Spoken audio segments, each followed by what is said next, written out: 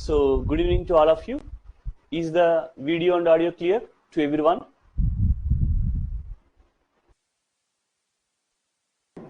Thank you. So let us begin our today's session on uniform continuity.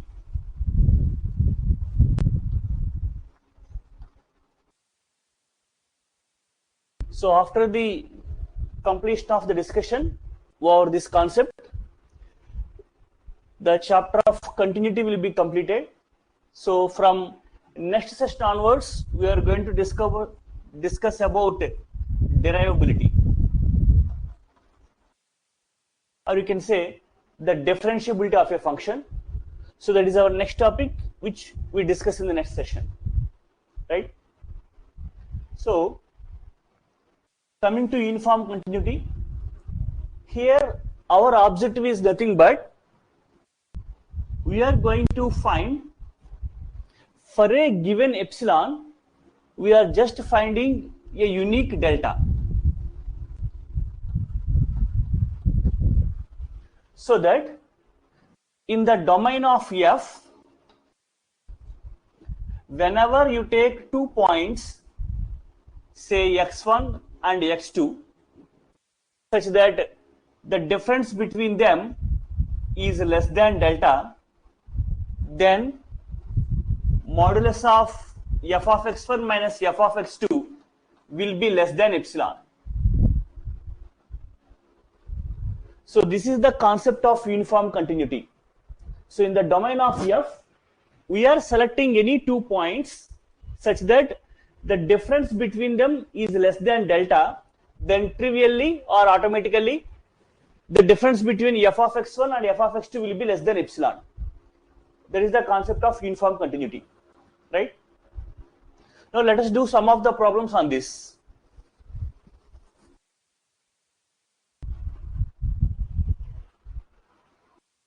So please take the first one.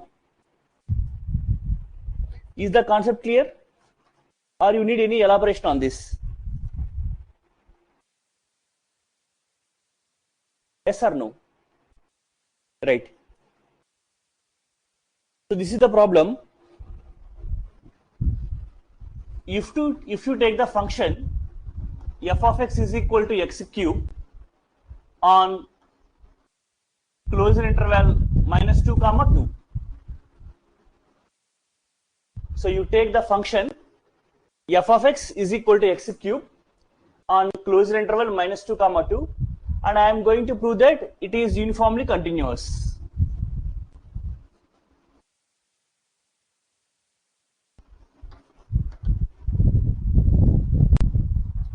It is my task. In other words, I am going to build a relation between epsilon and delta satisfying the condition.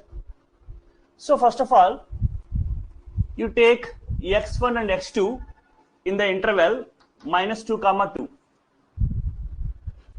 So as per observing its value, I can say that mod x1 is less than or equal to 2 and mod x2 is less than or equal to 2. Accepted? Yes or no? Right. Now I am going to take the 2 points such that mod x1 minus x2 is less than delta. You take.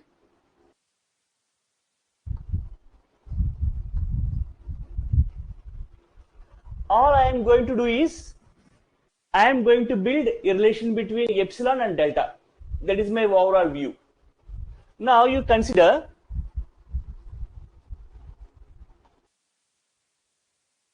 modulus of f of x1 minus f of x2. So do you agree for this point or not? Yes. Right. Now if you substitute the values there, it will be modulus of x1 cube minus x2 cube, applying the functional values. Since it is of the form a cube minus b cube, I am going to write it as modulus of x1 minus x2 into x1 square plus x2 square plus x1 x2. Can I write like that? Right. So it will be written as mod x1 minus x2 and here modulus of this one.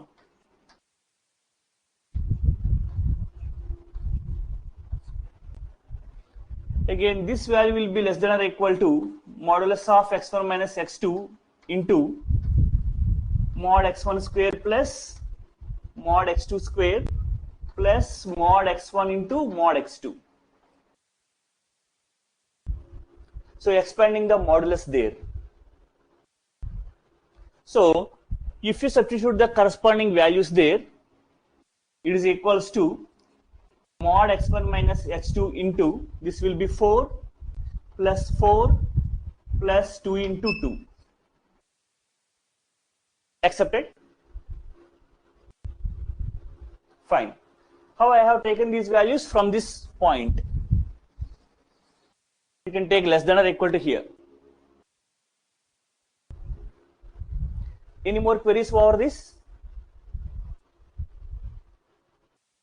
Yes or no?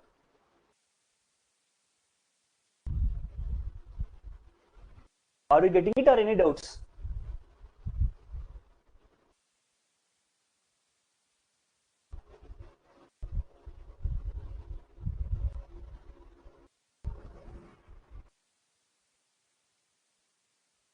Are you clear? Or any questions for you?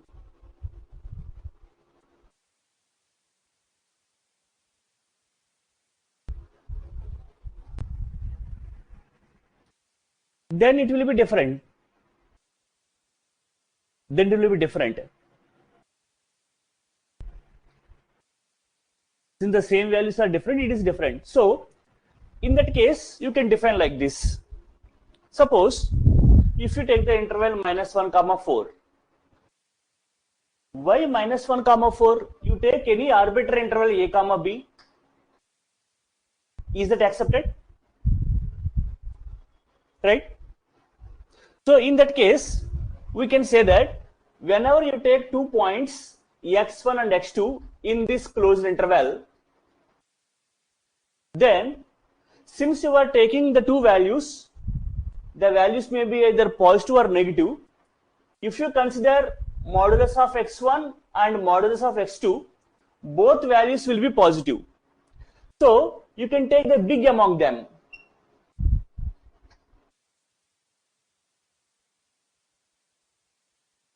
Then what happens if you give a name for this? It is equal to k. Then this value will be less than or equal to k square and k, like that. Will you agree? Are you getting the logic? Right. So in that way we define like this. On the whole thing, we are just giving a relation for epsilon and delta, that's all.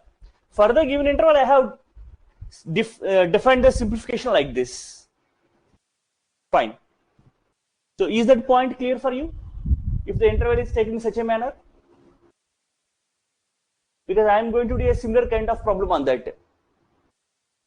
So in case of minus 1 comma 4, 4 is maximum.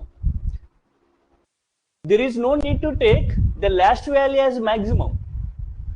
Since if you take, say, one point is 0.1, another point is 1.5.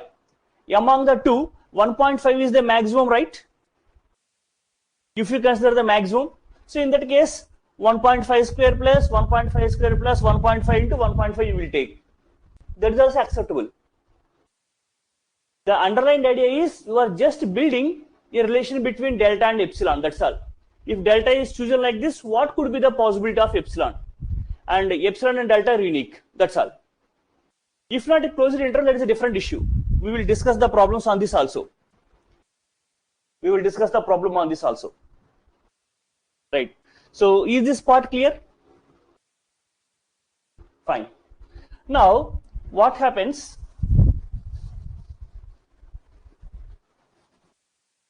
I have calculated this value, this is 12. So modulus of f of x1 minus f of x2 is less than or equal to mod x1 minus x2 into 12. So since so far I have a fixed delta, I didn't choose epsilon. So choose epsilon greater than 0 such that this value is less than epsilon. So that is mod x1 minus x2 into 12 is less than epsilon. So mod x1 minus x2 is less than epsilon by 12. Is that clear? Right. Now if you compare the two values,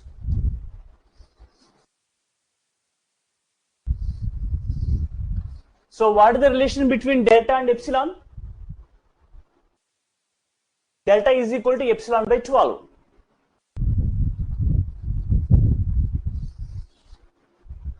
Accepted. So what does it mean? If you take epsilon is equal to 1, delta is equal to 1 by 12. If you take epsilon is equal to 1 by 2, delta is equal to 1 by 24. Are you getting? That is the overall idea here. So we are building a single relation. For a given epsilon, this will be the given delta. Or for a given delta, this could be the epsilon value. That's it. Any more questions for the approach or procedure to anyone? Or is that clear?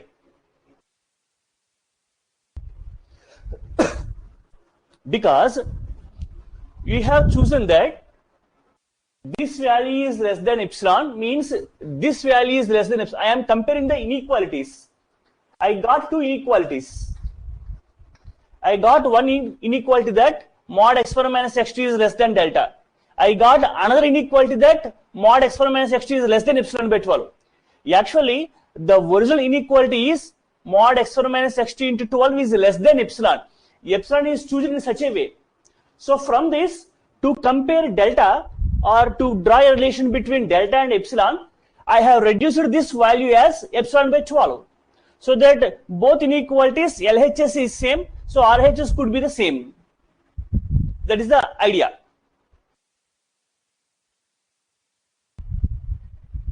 Clear?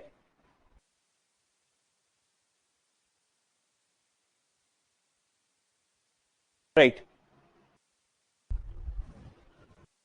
So can I erase this? Fine. Actually, there is one interesting result that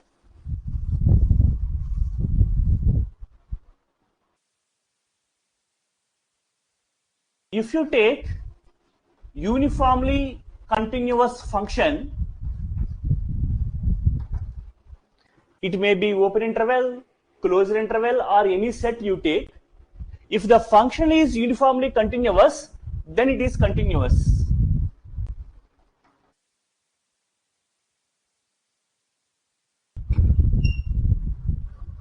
But the opposite is not true.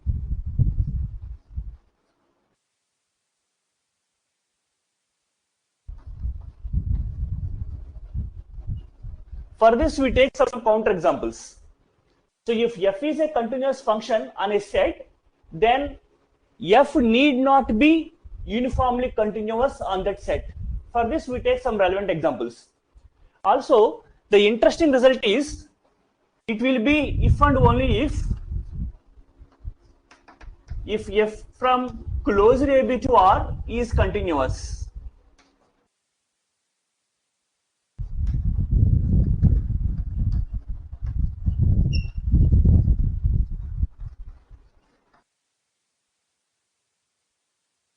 So the function what you have taken is a continuous function and defined on the closed interval. Then if you say that it is continuous on the closed interval, every continuous function will become uniformly continuous. There is a result. So based on this result, whenever a closed interval is given to you, if you have proved that the function is continuous on this interval, immediately you can say that it is uniformly continuous on that interval. There is no need to prove separated delta and epsilon value, because I am just going to the proof of the theorem. In this, our main idea is nothing but to build a connection between epsilon and delta. So in the theorem, to describe or to find how the delta will be, a procedure is given. It is nothing but whenever you have a closed interval, you can take a partition on it. I think you know what is meant by a partition. Do you? Yes or no?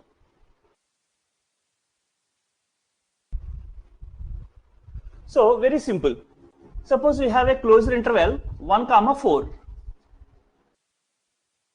I am choosing arbitrarily some of the points between 1 and 4. That is user defined. You can take any numbers. Say 1, 1.5, 2.2, 3, 4. This is a partition. You can take any number of points between the starting point and the ending point. So it is nothing but if you have the number line like this, you are arbitrarily selecting some of the points here. So for each point you have an interval. We call it as subinterval. In other words, you are considering it as segment by segment. So for each interval, you can have the length. So what is meant by a partition? Whenever you have a closed interval, you can choose arbitrarily some of the points between the starting and the ending. That is called the partition. Is that clear?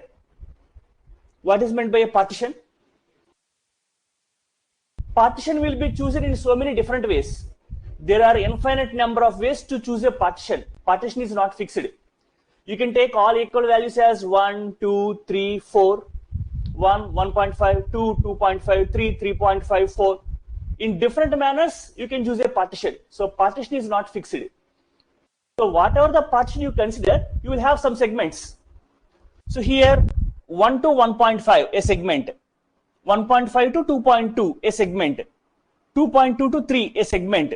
3 to 4, a segment. So here you have one subinterval, another subinterval like this. So for each subinterval, the length is there. So what is the length here? The difference between these two. Here the length is 0.5. Here the length is 0.7. Here the length is 0.8. Here the length is 1. Okay. So length is nothing but difference between endpoints of the subinterval. What are the subinterval you choose? Now, among all the lengths, what is the smallest one? 0.5. Now, the delta is defined as half into minimum of the smallest subinterval lengths.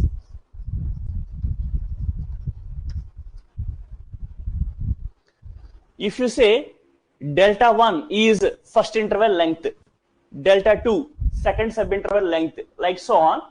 If you have taken n subintervals, for each subinterval you calculate the length, take the smallest length and make it half. That is taken as delta. I will write here.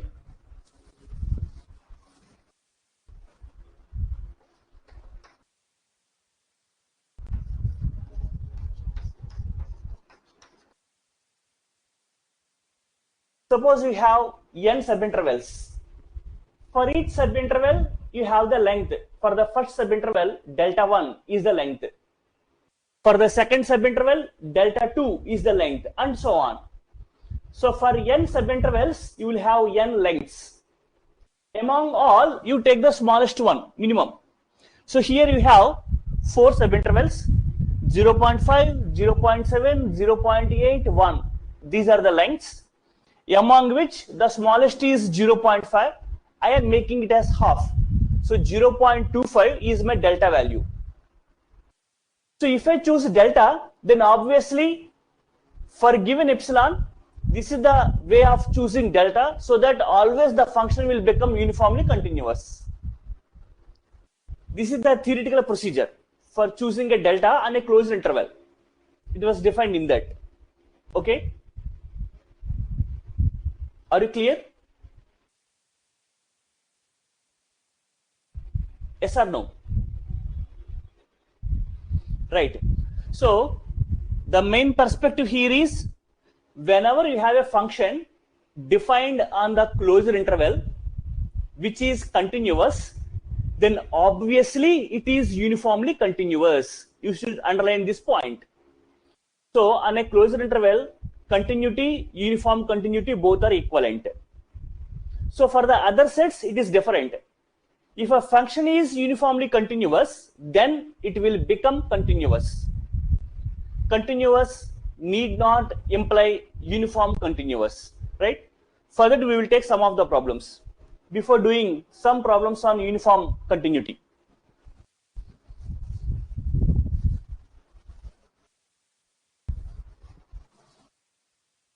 So let us take the other one.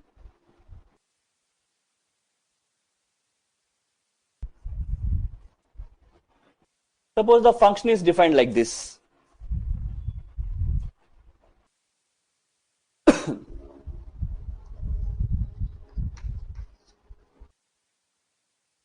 Suppose it is taken closure interval 0, 2. I have taken the function as f of x is equal to x by x plus 1. I am going to prove that the function is uniformly continuous on this. Sorry. In other words, I am going to build a relation between delta and epsilon. So you take any 2 points, say one point x, another point y, belong to the closure interval 0, 2, such that mod x minus y is less than delta. Now you consider mod f of x minus f of y. So if you substitute the values, it is nothing but x by x plus 1 minus y by y plus 1. So if you go for LCM, x plus 1 into y plus 1, and it will be y minus x. I hope so.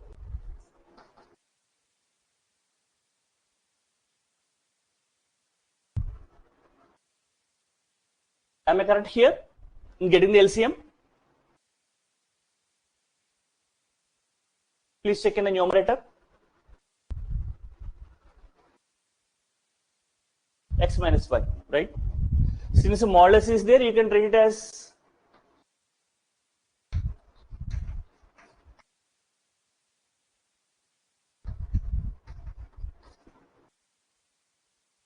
now I am going to say that this value will be less than or equal to mod x minus y.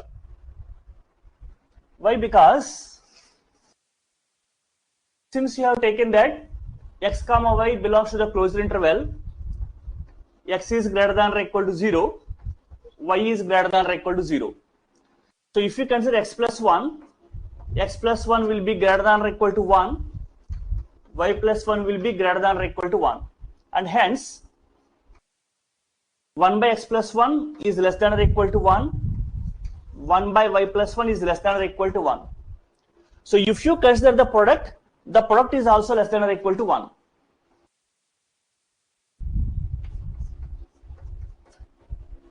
So I can write like this. Therefore,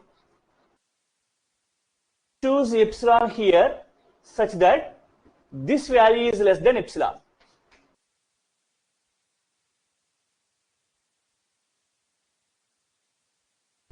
So what happens? If you compare the two inequalities, I got one inequality as mod x minus y is less than delta while choosing the numbers. Another one is I have chosen epsilon like this. So if you compare these two, delta is equal to epsilon for this problem.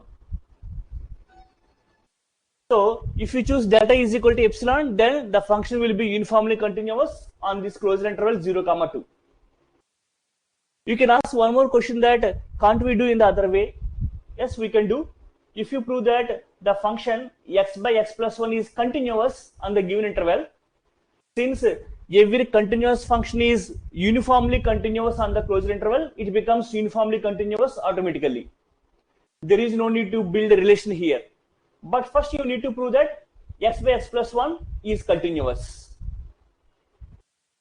right? So how to prove that x by x plus 1 is continuous on the given closed interval? Any guesses?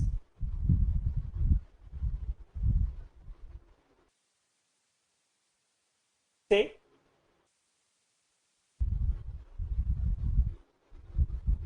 Are you getting the point what I am saying? Yes or no?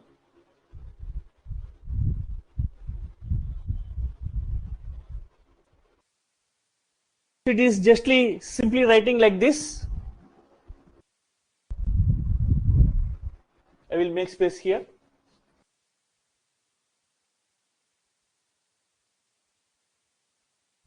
You can take maximum of 0, 2. Actually, the underlined idea here is, if you take the maximum of 0, 2, it will be the value of 2. Accepted? Right. But actually, epsilon usually at most 1. You cannot take more than 1, isn't it? So, if you take maximum 2, so you are saying that x minus y, what is the maximum possibility for x and y? That is also an issue. 2. So that means that in this case, if you prove that delta is equal to epsilon, then epsilon will be 2. If you think like that. So practically that we won't accept. The underlined idea here is very simple. In the domain, you are taking any 2 points randomly whose gap is less than delta. So with regard to delta, what is the corresponding gap between the values? That could be epsilon. That's it. So delta usually not a huge value. So we are taking a small neighborhood around them. That's why usually we don't do like that. Because obviously, whenever you take a closed interval, always the last point is nothing but the maximum value. So you are taking the maximum gap for them. So which practically not correct. Fine. Is it okay? The solution part to all? Yes or no? Fine. Now I am going to say that the function is continuous on the given closed interval because the function is defined as x by x plus 1. It is a rational function and hence continuous, and it will not be undefined on the given interval, because let me say if the value is undefined, say denominator is equal to 0, then what is the possibility of x here? X is equal to minus 1. Is the point 1 minus 1 belong to the interval 0 to? No. Therefore, the function value always exists. It is a rational function. Hence, it is continuous on the given interval 0, 2. So, the function is continuous on the given closed interval. Hence, it becomes uniformly continuous. So, in 2 lines, you can write like that. But if you want to build a traditional relation, we will do like this. Is that okay? The explanation part? Right.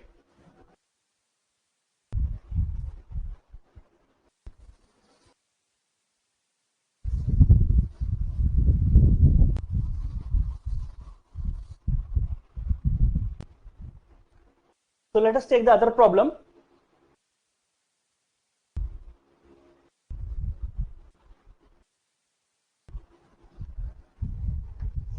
So if you take that f of x is equal to x square,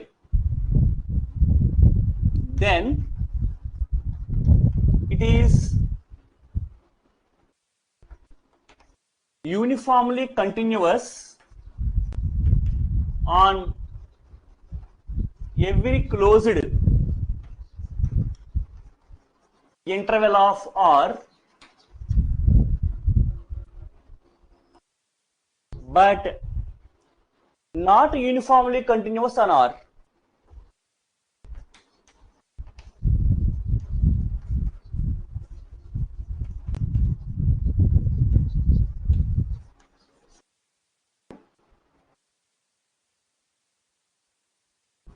That's why simply I am writing that since it is a rational function, it is always continuous. Every rational function is always continuous for every real number. It is true. Actually, let me say, we have a small formula in intermediate, I hope so. Inverse functions, logarithm functions, arithmetic functions, trigonometric functions, and exponential functions. So we know that they are continuous. If the function is different, then the procedure is not as usual. So always we go with the definition. That's why for majority of the problems, we are building a connection between delta and epsilon. That's it.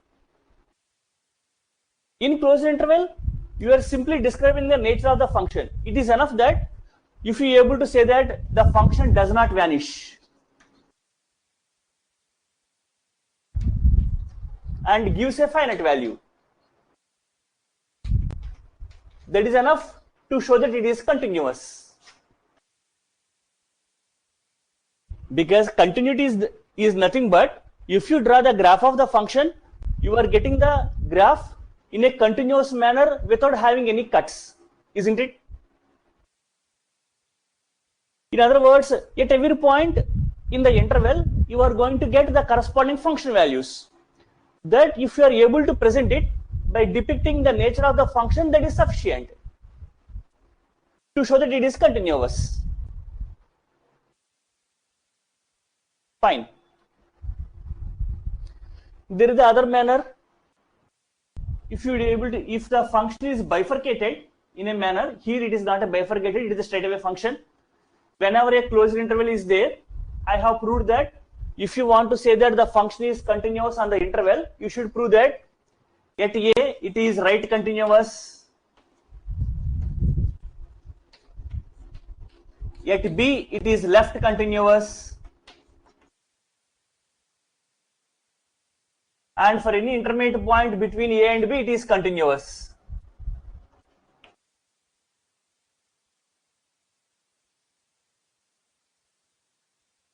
So that we can say that the function is continuous on the whole interval. So if we are able to prove that by calculating the limits, that is okay. Otherwise, by simply depicting the nature of the function by saying that the function value does not vanish over that interval, then it becomes continuous. That's it. Or if we are good at building the relation between delta and epsilon, always we follow that procedure. We will build a connection between delta and epsilon always. Okay? Is the strategy clear or not? Right. Same question in 2,4 interval. So f of x is equal to x square is uniformly continuous on closed interval 2,4. Delta is equal to epsilon by 8 you have chosen. Right. So let us take the problem first. In the problem solution itself, you are going to get the respective delta and epsilon values. That is applicable for everything.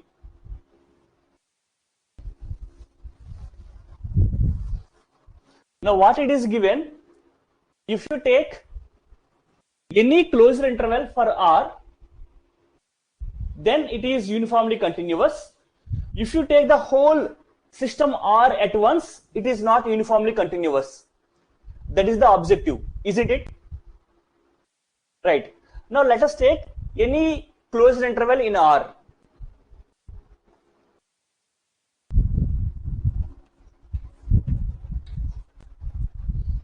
And as and when you are saying about an interval, the first value is less than the second value. Accepted? 2,4, 3,5, etc., etc. So always we have A is less than B. Now in this, let us take any 2 points such that the difference is less than delta. All I want to do is nothing but I just have to bring a connection between delta and epsilon. So you are taking any 2 points in the interval whose gap is less than delta. Delta is a fixed number. Delta is known to me. I can take delta is equal to 1 by 2, 1 by 3, anything. So if I take delta is equal to 1 by 2, what is the possible case of epsilon you are defining? Right.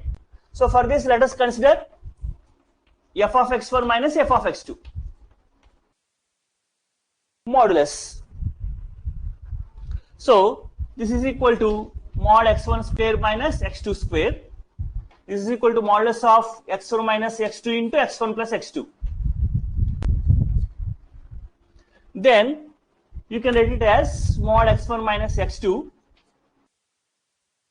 less than or equal to mod x1 plus mod x2. Accepted all? The bifurcation of that equation. Now what happens? You don't know. You can take any closed interval AB, and x1 comma x2 are any 2 points in that interval. You can take any 2 points in that interval AB. One may be positive, one may be negative. Any interval you are taking. Now what happens? Whatever the real numbers you take, usually one will be big, one will be small. So you are going to take that k is equal to maximum of modulus of x1 comma modulus of x2. This ideology I have already discussed it, as one of our friends asked a question. So among the two modulus values, you take the big one, that is k. So here you can say that it is less than or equal to mod x1 minus x2 into k plus k 2k. Accepted?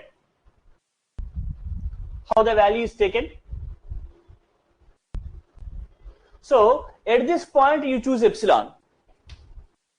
So choose epsilon greater than 0 such that 2k into mod x1 minus x2 is less than epsilon. You choose epsilon like this, because this value is less than or equal to this, and at this point you are choosing epsilon.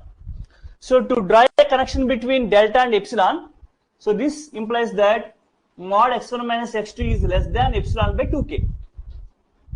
So observing these two values, I say that delta is equal to epsilon by 2k.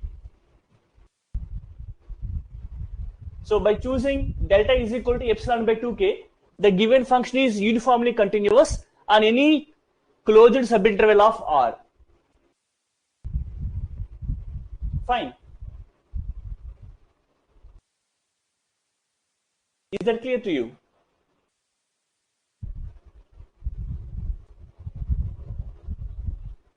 So please check on the procedure, what we have done.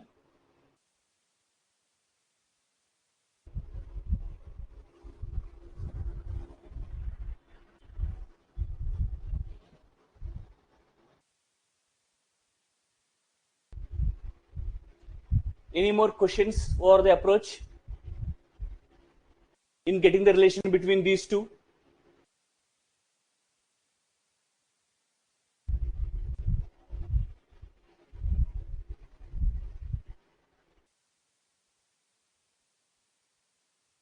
Yes, at 2 comma 4, k is equal to 4. That is correct. So if you take one value is 1, another value is 1.5, k is equal to 1.5.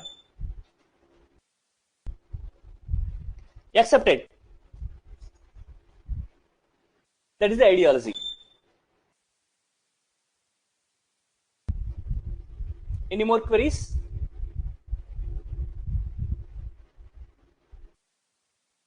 So please take a note of it. Then we are going to do the second part of this.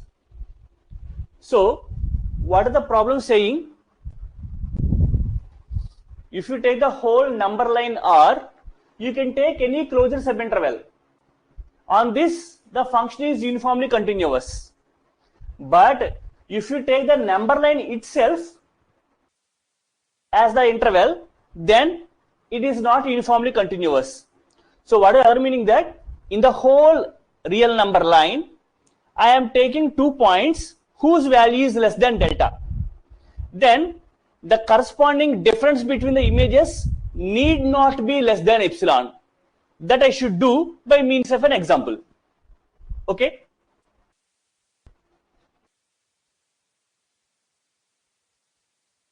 So for each case delta is different means, please understand here, how can you say delta is always chosen as epsilon by 2k, right? So you are building the relation between delta and epsilon. Now you can practically verify whether that relation holds or not. You can take a counter example.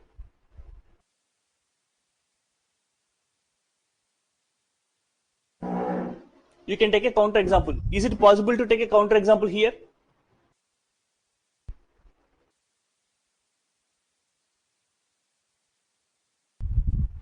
So you are saying that different, yes, if k is equal to 2, delta is equal to epsilon by 4, fine.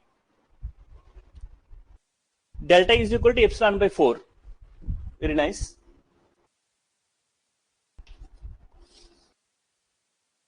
So epsilon is nothing but 4 delta, you can say.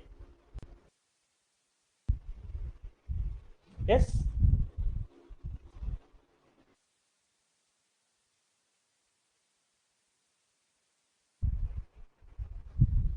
Right. So here my question is,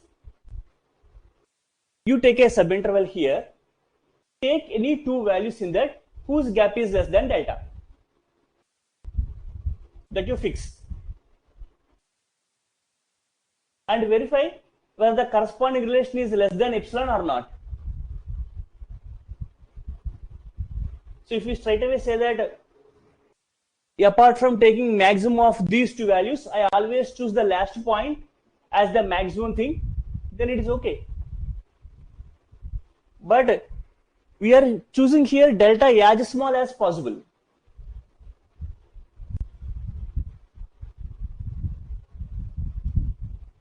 Right.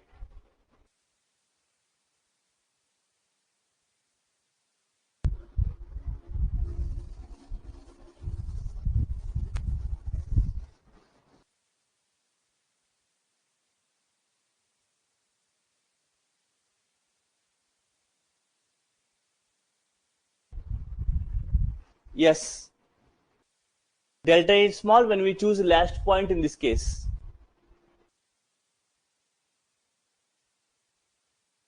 However, let me finish the problem. For the other part, what you are saying, for the whole real line R, you choose any 2 points such that whose gap is less than delta. I am not taking any subinterval. I am taking the whole real number line, and in this I am taking any 2 points whose value is less than delta. And I am saying that if you consider f of x1 minus f of x2, that need not be less than epsilon. It is always not possible. If it is possible, then it is okay.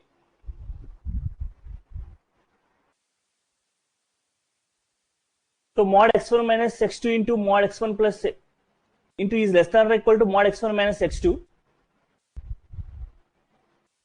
How can you write like that?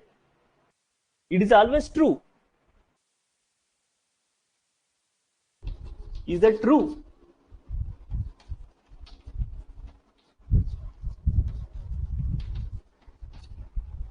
You are asking for this, right?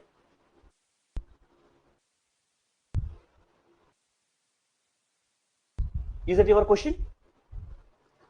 How it will be? Unless knowing about these two, if they are one, it is okay. If they are one, that is okay. That's why this summation could be at most 1. In the other sense means you are choosing very small delta here. It will be true like this.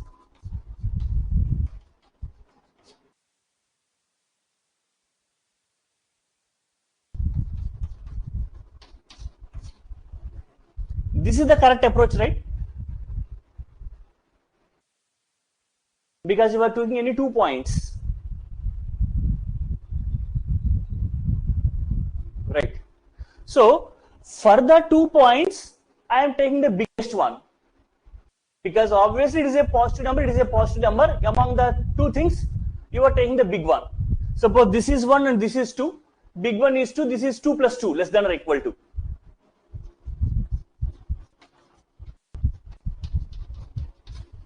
In this way, I have given the argument like that. So at that point, you choose epsilon. Okay? Fine. So let me continue with the other solution part.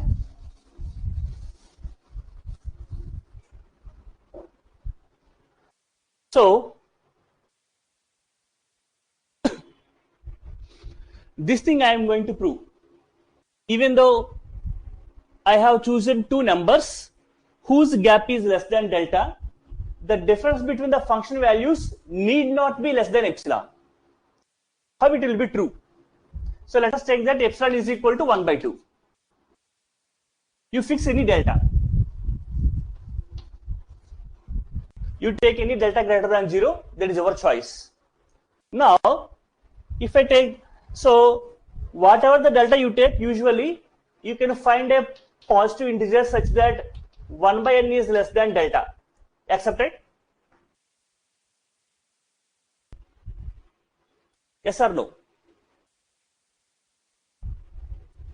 Do you agree for it or not?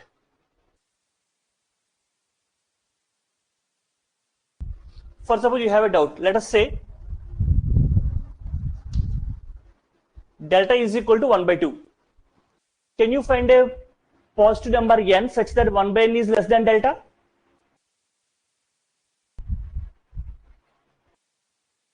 Suppose if you take delta is equal to 1 by 4, can you find a positive integer n such that 1 by n is less than 1 by 4? Is it possible? Yes or no? Are you getting the idea?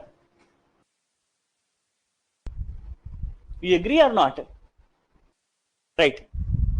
So you take any delta, then it is possible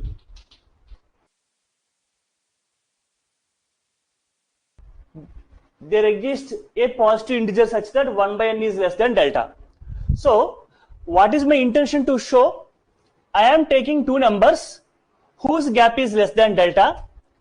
If I consider function values, it will be less than epsilon. So I am taking that you can take one value as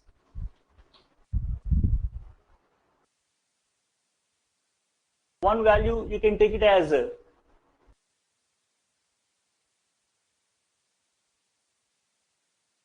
since you are taking it as,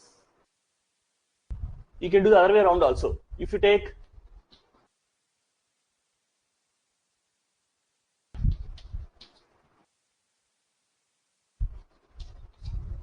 if you consider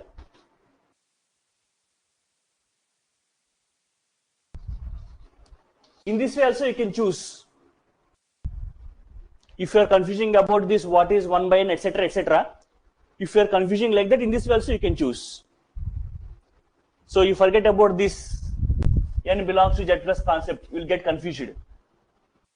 So what is my intention? I am taking just two numbers whose difference is less than delta. If we calculate the function values, the difference need not be less than epsilon. So let us check that x1 is equal to x1 and x2 is equal to x1 plus delta by 2. The difference will be less than delta. Now let us calculate the function values. So if we calculate f of x1 minus f of x2. So let us substitute the values there.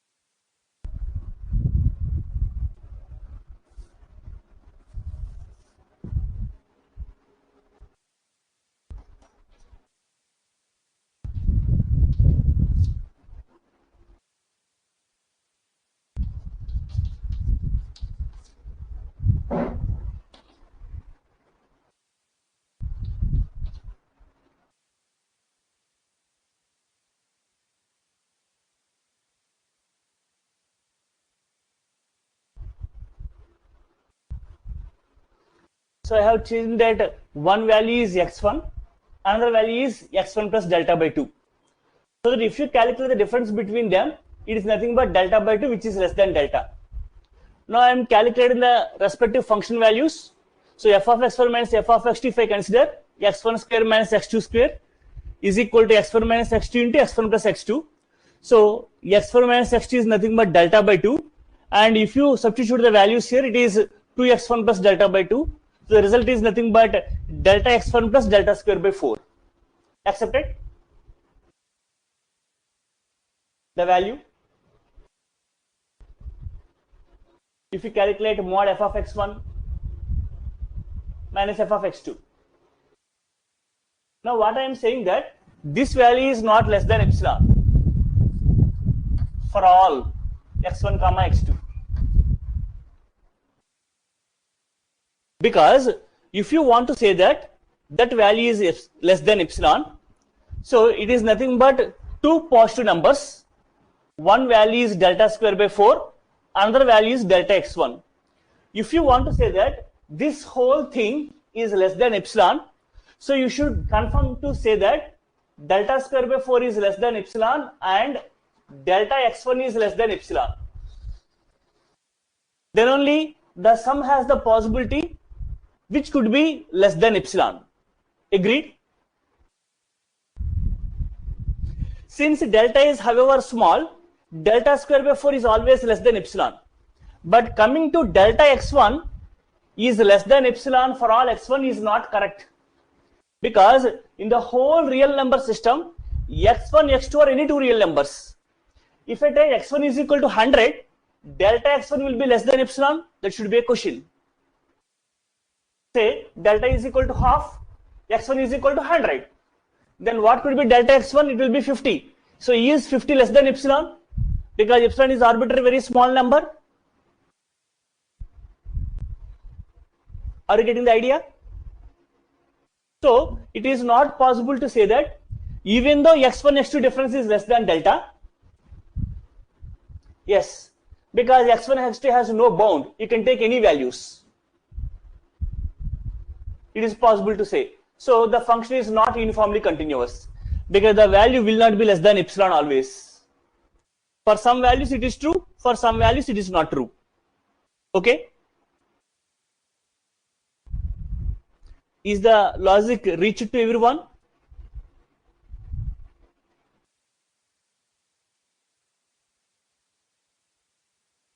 Or you want an example with numbers? Please tell.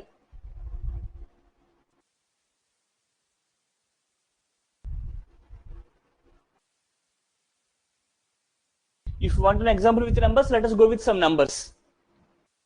What is delta, what is epsilon? Take let us two numbers x1 and x2, which gives the idea.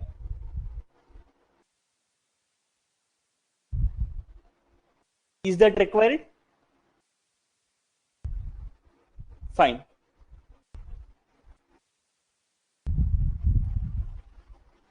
Then let me take one interesting problem. I think it is also given in the previous year papers. I hope so.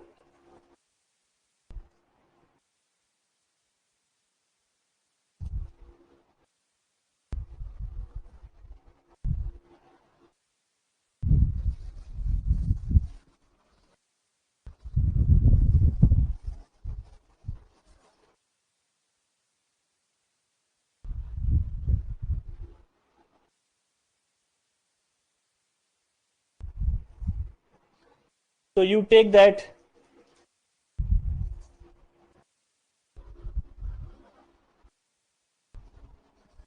f from r plus to r defined by f of x is equal to sine 1 by x.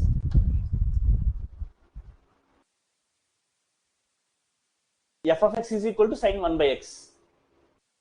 And I am saying that it is not uniformly continuous.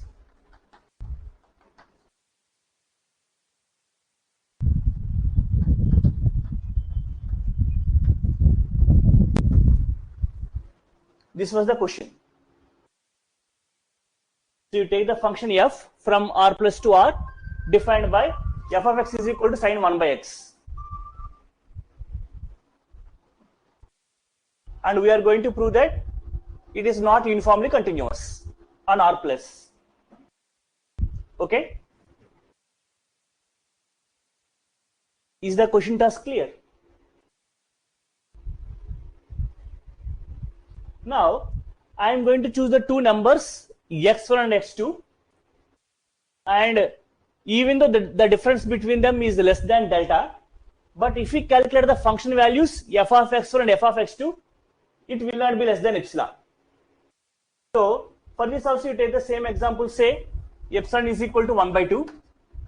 I am going to choose x1 and x2 as the values. So you take one value as x1 is equal to 1 by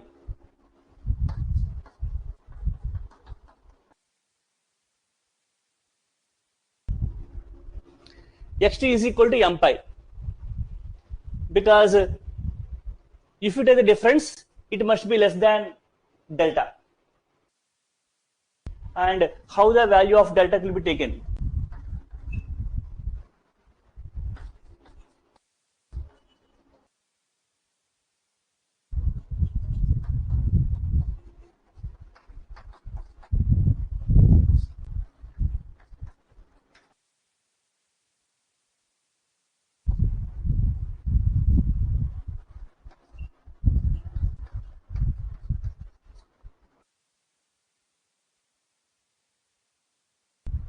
You note down this result. Since it is beyond our scope, I am not going to discuss about this. Just remember the result. So what is the result? Whenever you take a delta, then always you can find a positive integer such that 1 by 2n into n pi plus pi by 2 is always less than delta for all n greater than or equal to m. You please take a note of it. I have taken the two numbers as one number is equal to x1 as 1 by m pi plus pi by 2, another number is equal to x2 as 1 by m pi. So you can observe that if you calculate the difference, it will be less than delta. Okay? How it will be less than delta? Let us calculate the value. Consider mod x1 minus x2 is equal to modulus of 1 by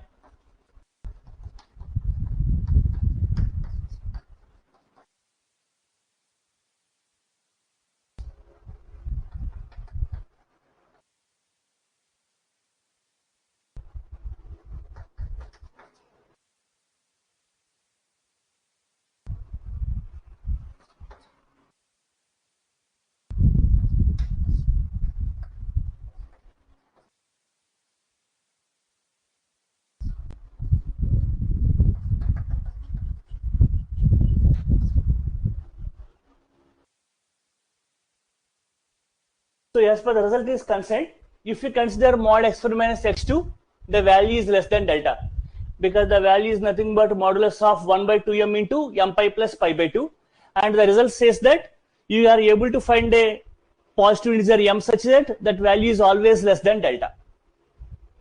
Now if we calculate the corresponding function values, f of x1 minus f of x2 is nothing but modulus of sine of, since f of x is given by sine 1 by x, if you substitute x1 as 1 by m pi plus pi by 2, it is nothing but sine m pi plus pi by 2 minus sine m pi. So this is nothing but modulus of cos m pi is equal to 1. Accepted the trigonometric part, because sine m pi is 0 and sine of m pi plus pi by 2 is nothing but cos m pi, just like sine of 90 plus theta. I hope so. So since cos m pi takes the values either plus 1 or minus 1, since the modulus is presented there, its value is always 1. Therefore you have taken epsilon is equal to 1 by 2, but even though you have taken two numbers whose gap is less than delta, the corresponding image value is greater than epsilon. Therefore, the function sin 1 by x is not uniformly continuous. So for this problem, this result is somewhat interesting, but it is not in our earlier discussion. It is beyond our scope. It is assumed that it is learned by you at your graduation level with regard to real analysis. We should understand like that. So please check the solution part. If you have any query, you can ask.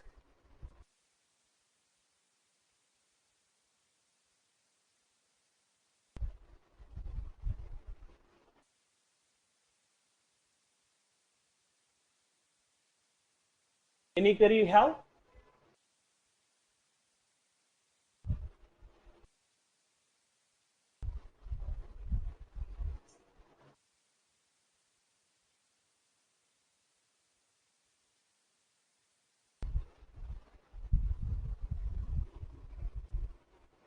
Are you clear?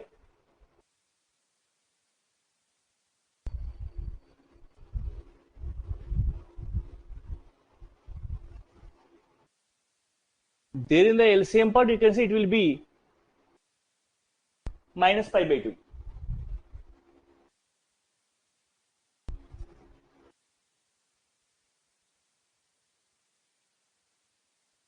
Is the solution part clear, or you have any questions?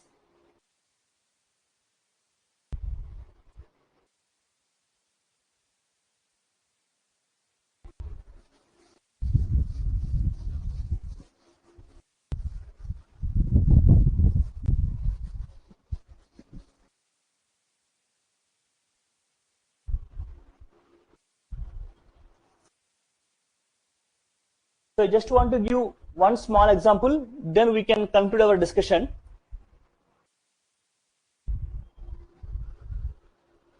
So you take that the function f of x is equal to 1 by x on open interval 0 comma 1. Now, since the interval is taken as open interval and the function is 1 by x, it is continuous there.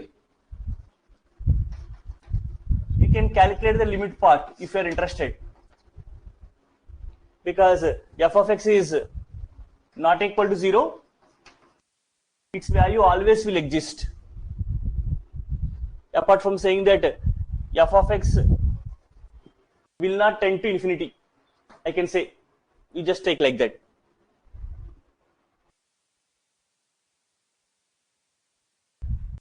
Do you agree for that? So if you have doubt, if you take 0.0001, then apart from writing this, let us say that it is a continuous function on closed interval 0 comma 1. Will you accept for this? If you take f of x is equal to 1 by x on open interval 0 comma 1, right? Now let us verify the same uniform continuity criteria here by taking a simple example. So you simply say that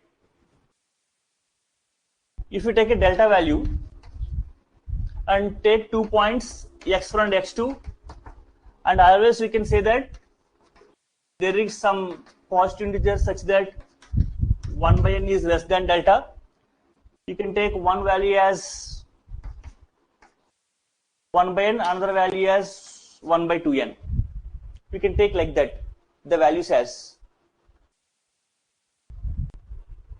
So 1 by n is less than delta for all n greater than or equal to m. So you can take that one value as m, another value as 2m. So if you consider mod x1 minus x2,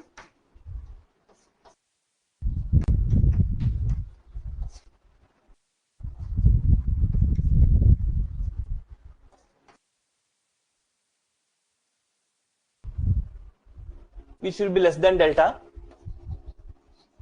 and if you consider f of x1 minus f of x2,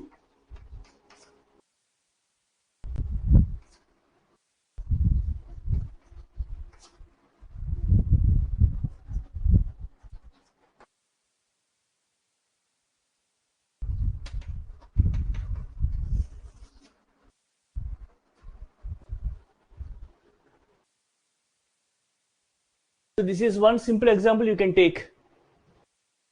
The function is continuous on the open interval 0, 1. If you check for uniform continuity for the function, it is not uniformly continuous, because if you take randomly epsilon is equal to 1 by 2, or you can take epsilon is equal to 1 also, you fix any delta greater than 0. Obviously, for the given delta, always you can find a positive integer m such that 1 by n is always less than delta for all n greater than or equal to m. That you can see by taking some numbers. Now you take one value as 1 by m, another value as 1 by 2m, the 2 points. So if you consider the difference between them, it will be 1 by 2m, which is less than 1 by m, nothing but less than delta, I can say. So if you consider the function values f of x1 minus f of x2, then the value will be equivalent to m, which is greater than epsilon. So even though the difference between the numbers is less than delta, corresponding function values is becoming greater than epsilon, hence the function is not uniformly continuous. That was the thing. Okay? Is that clear?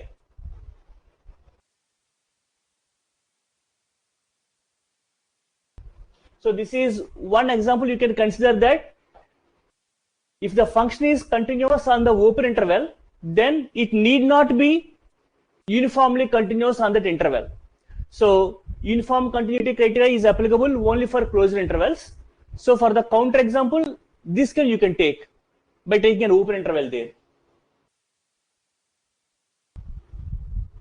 So at this point of view, I want to conclude my discussion with regard to uniform continuity. So from the next session onwards, we will discuss a new topic, that is differentiability of the functions. What are the physical significance of uniform continuous? Right. For this, let us take a thing one. Have you noted this? Can I erase? You please take a note of it, then we discuss about the physical significance of uniform continuity.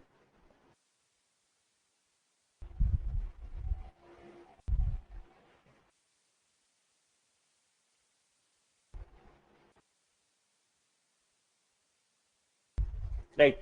So one assumption, you can say that if the function is uniformly continuous, if you draw the graph of the function, we can say the variation of slope is fixed. It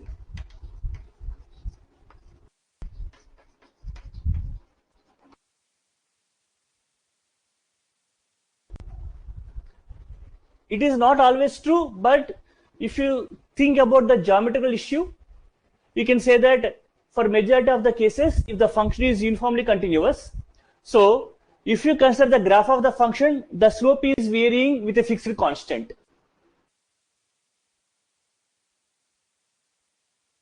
But we are not aware of the value of E, then how can we say that M is greater than E? Right. Then we can just say like this. Now you give me a value of E here. What are the value you want to take? The epsilon value. 0.8, right? Actually, what is M here?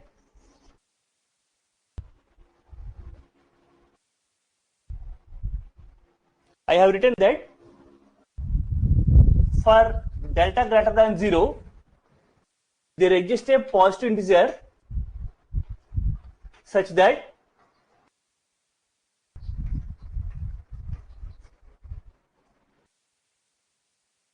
right. So you are taking M as an integer, right? So what is the smallest integer number you can take? 1. M is equal to 1, isn't it? So the minimum possibility for M is nothing but 1. Accepted? The minimum possibility for M. So 1 is greater than 0.8.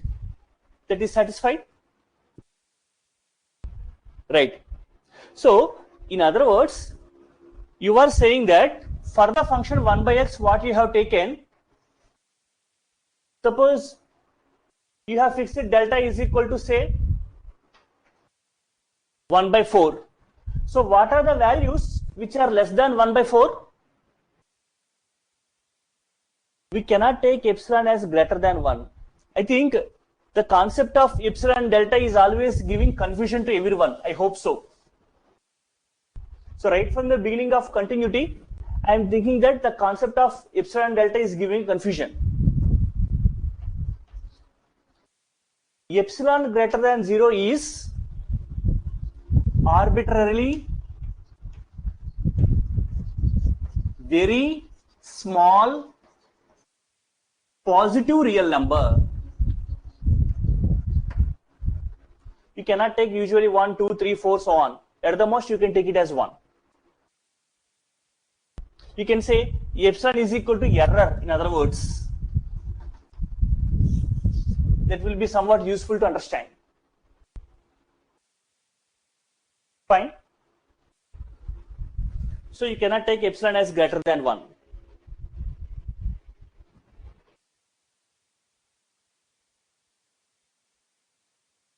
So while doing the experiments, how much error we are allowing, you can take it as epsilon. If you say that the error is greater than 1, means you are allowing huge error. Will you agree for the practical situation?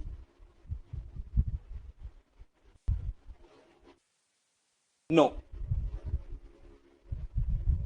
So you just take that epsilon is arbitrarily very small positive real number always.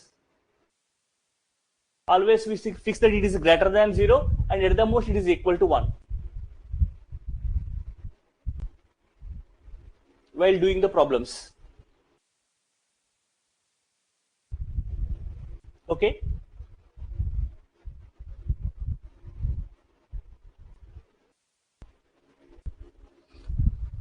So on the whole discussion of this continuity and uniform continuity for this chapter, with regard to delta and epsilon, what is your understanding, may I know from everyone?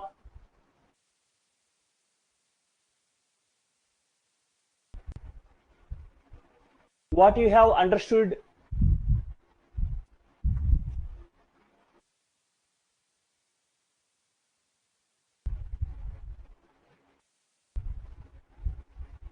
With regard to delta and epsilon. Okay, they are less than 1 and small. Fine.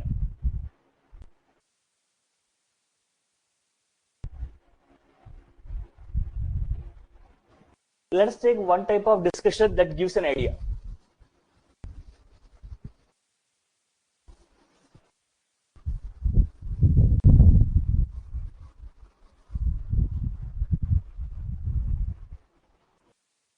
So let us take like this.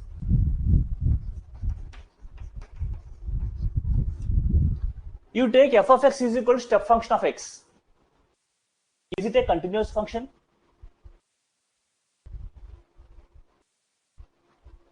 No. Because it has many points of discontinuity. Right. Suppose you are saying that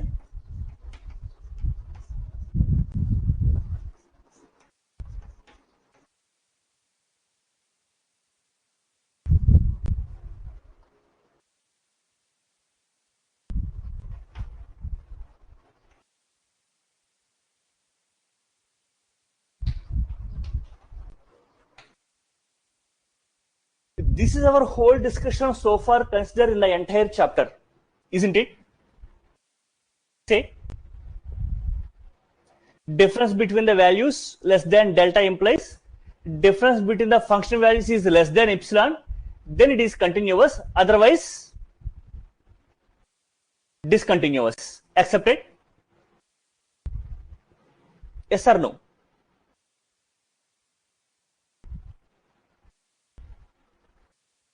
Suppose you take the values as, say delta is equal to 1. Let us fix that.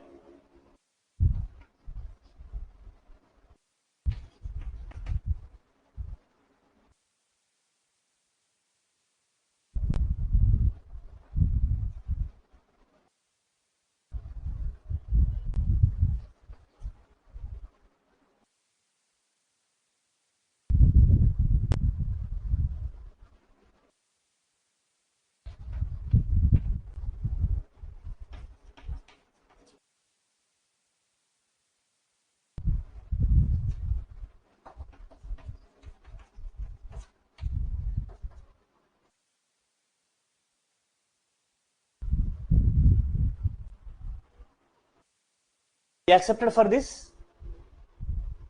All of you?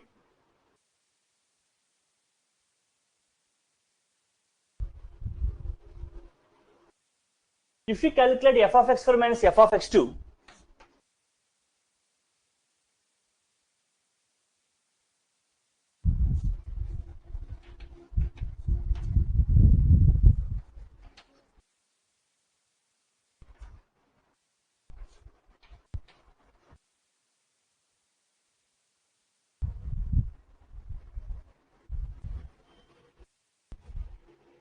which is greater than epsilon? Yes or no?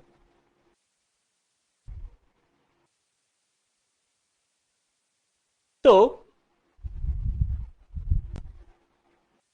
you know that the function is discontinuous. Yes, if you take 2.5, 2.8, then you are correct. It is 0 less than epsilon. Now, please understand, you are checking the criteria that at every 2 points, whose gap is less than delta. You should be able to understand that. For every point, whose gap is less than delta. So, you are taking the positive values which are satisfying the criteria of less than epsilon. So, will you say that if you take 2.5 and 2.8, then the function is continuous? So, at which point can you say? From 2 to 3, the function is continuous. At 3, it is discontinuous, right? Yes or no? Because limit x tends to 3 minus, its value is equal to 2. Limit x tends to 3 plus, its value is equal to 3. Accepted? So literally, if you take a neighborhood at 3, the neighborhood what I have taken is 2.5, 3.4, the values with a gap of 1. So it is nothing but I have taken the neighborhood as 2 to 4. Usually we take a small neighborhood. For your convenience, I have taken this much of neighborhood. So in this neighborhood, I have taken 2 points. One point is 2.5, another point is 3.4. Literally, the gap is less than delta. It is satisfied. So you are saying that if I take any 2 points whose gap is less than delta, if the difference is less than epsilon, it is continuous. So it is possible for every point which is taken here such that the gap will be less than epsilon always in this thing. So at this point it is failing, even though the gap is less than delta. So if we take 2.5, 2.8, the difference is less than epsilon while considering the function values. But if you take 2.5, 3.4, then it is not satisfying. But practically, if you draw the graph, we know that the function is discontinuous at 3. Yes or no? Left limit, right limit are not coinciding.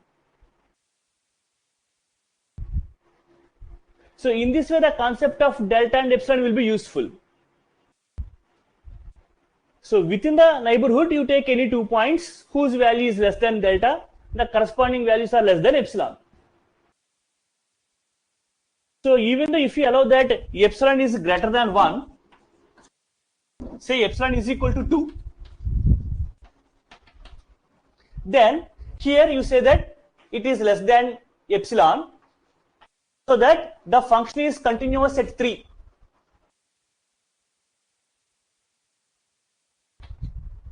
Do you accept? As you have a small doubt that why don't you take epsilon as greater than 1? Let us say epsilon is equal to 2. So, yes, that's why on the closed interval, if you say that it is continuous, then it is always uniformly continuous. I got the result already. I have given that. If you have shown that the function is continuous on the closed interval, then automatically it becomes uniformly continuous on that closed interval. For the open interval, it is not true. Because take the example of 1 by x on open interval 0, 1. It is continuous but not uniformly continuous. Because occasionally you can find some elements the gap is less than delta, but function value is greater than epsilon. Okay.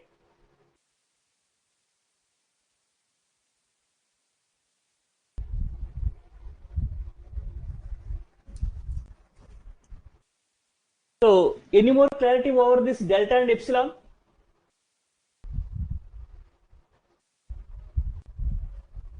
So can you say that by taking epsilon is equal to 2, the function is continuous at the point 3? Do you accept?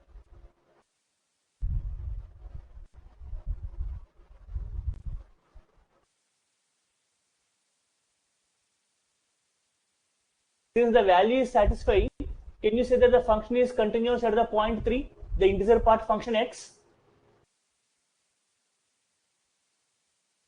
Yes or no?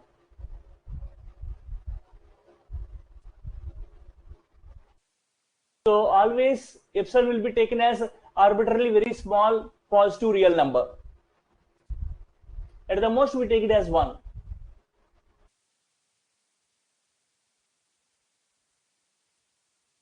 Maybe if you are doing some practical experiments, in that case you can take epsilon as greater than 1, but usually always it is very small real number lying between 0 and 1.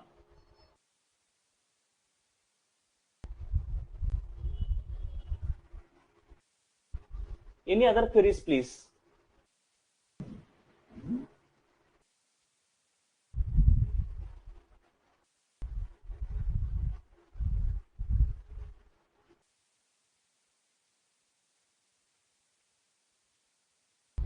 Questions asked in UPSC is of fixed pattern regarding uniform continuity.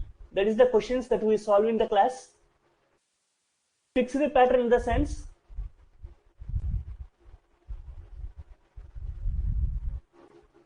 you are asking the approach.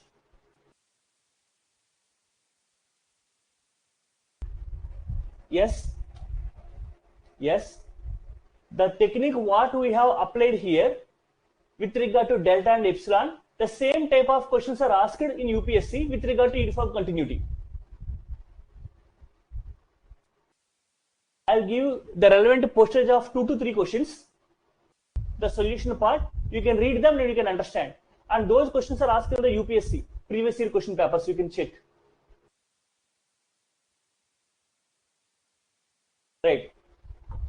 The best part you can concentrate on this limits and continuity sequence criteria. So if you observe the previous year question patterns of UPSC, so earlier majority of the questions are asked on proving continuity, finding the values of A and B, and sequence criteria. So for the past 2 to 3 years, the questions are asked on uniform continuity, and at present only concentration is given on Riemann integrable functions, improper integrals, etc., etc. You can observe the previous year questions pattern. But these are some areas we need to concentrate. Just building relation between delta and epsilon. If you understand the lattice, that is sufficient. More than that is not required.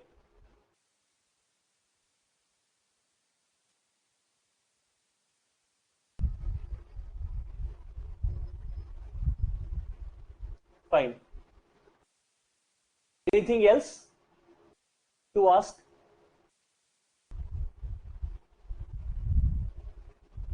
So, is the concept suffice for you in getting the idea or this continuity and uniform continuity?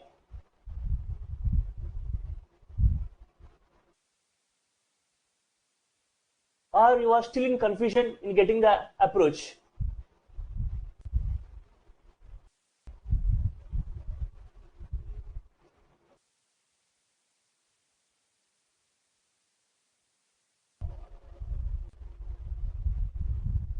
Fine. Then let us wind up our session here.